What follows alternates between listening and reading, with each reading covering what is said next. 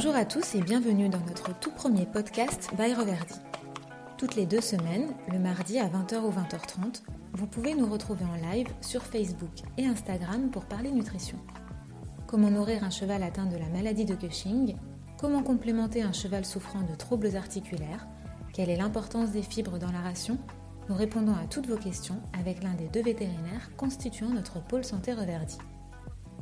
Nous avons ensuite décidé de créer ce podcast pour répondre aux quelques questions auxquelles nous n'avons pas eu le temps de répondre durant le live. Aujourd'hui, nous allons répondre aux questions que nous n'avons pas pu aborder lors de notre live sur les articulations.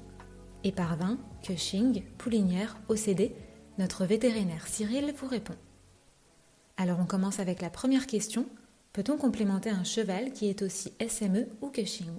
Alors effectivement, on peut se poser la question sur ce type de chevaux qui souffrent de maladies en lien justement avec le sucre et puis l'insuline, puisque ça a été effectivement étudié chez l'humain, où la supplémentation en glucosamine et chondroïtine est plutôt déconseillée.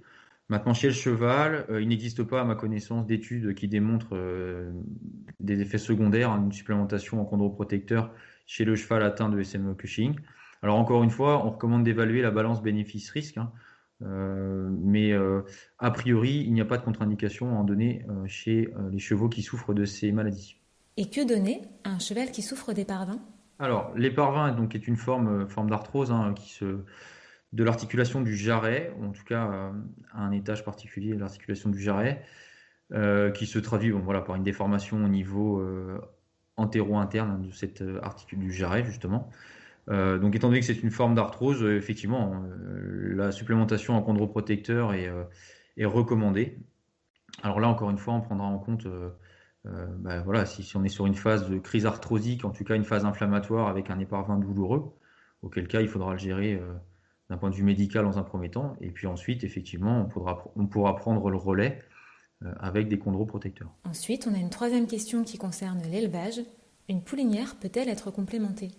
Alors, une poulinière pleine, je suppose. Donc oui, effectivement. Alors là, c'est la même chose, c'est-à-dire que il n'y a pas d'études qui démontrent, alors que ce soit le risque ou en tout cas de supplémenter une jument pleine avec des chondroprotecteurs.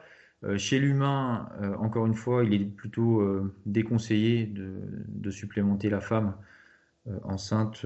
Voilà. Donc en partant de ce principe-là, on recommande encore une fois d'évaluer la balance bénéfice-risque avec donc le vétérinaire et de voir si la jument ne peut pas se déplacer correctement sans chondroprotecteur. Dans ce cas, effectivement, le vétérinaire pourra choisir de la laisser sous glucosamine, chondroïtine, MSM, sachant que en pratique, je connais, enfin en tout cas, j'ai à ma connaissance plusieurs juments qui sont supplémentés en chondroprotecteur et pour lesquels ça se passe toujours très bien toutes les années.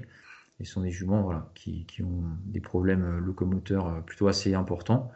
Et il n'y a pas de souci à déplorer de ce côté-là. Mais bon, encore une fois, je vous conseille d'évaluer la balance bénéfice-risque. Voilà. On continue avec l'élevage.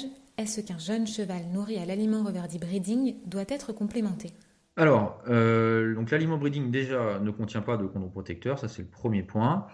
Alors ensuite, sur des jeunes en croissance, effectivement, comme on l'a expliqué lors du live, la supplémentation notamment en glucosamine a un effet préventif et en tout cas permet de limiter les conséquences en cas d'atteinte d'une articulation, que ce soit une inflammation ou une infection. Ça permet de limiter les dégâts, on va dire. Donc il est clair que si on souhaite prévenir au maximum tout risque sur son poulain en croissance, eh bien, même s'il est nourri au breeding, dans ce cas, on peut le mettre, alors non pas sous flexi, mais plutôt sous ostéoflexie de mon point de vue, puisque l'ostéoflexie va apporter en plus des nutriments qui vont être intéressants pour la croissance du poulain, pour la croissance osseuse, j'entends. Autrement, il existe également un aliment qui s'appelle le Yearling Plus dans notre gamme, qui contient donc les chondroprotecteurs classiques, chondroïtine, glucosamine et MSM. Et du coup, on reste sur l'alimentation. Est-ce qu'une alimentation pour le coup déséquilibrée lors de la croissance peut entraîner de l'arthrose précoce? Alors effectivement, il y a plusieurs choses qui peuvent expliquer de l'arthrose précoce, mais effectivement, une alimentation déséquilibrée, qu'elle soit carencée ou excessive, alors carencée en minéraux, en oligoéléments et éventuellement vitamines, peut entraîner des troubles de la minéralisation, des troubles in fine articulaires avec, pourquoi pas un développement d'arthrose précoce.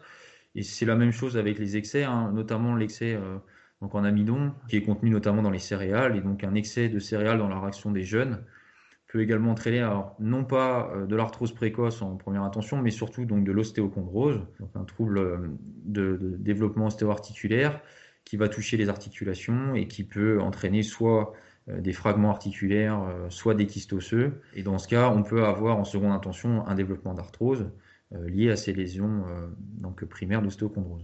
Et encore une fois, une question concernant les jeunes chevaux. Faut-il complémenter un poulain ou un jeune cheval qui a souffert ou qui souffre d'OCD ? Alors oui, là ça rejoint un petit peu ce qu'on vient de dire. Un jeune qui a souffert ou qui souffre encore d'OCD, en imaginant que les lésions n'ont pas été, que les fragments par exemple articulaires n'ont pas été retirés ou que le kyste osseux est toujours donc présent, il est clair que ça peut, avec le temps, entraîner un développement d'arthrose. Et donc, si on souhaite retarder, en tout cas limiter l'incidence de cette arthrose, une supplémentation en chondroprotecteur est plutôt conseillée, oui, effectivement. On va terminer avec une dernière question sur les suppléments. Quelle est la différence entre nos 3 suppléments, Reverdy Flexi, Super Flexi et Ostéoflexi ?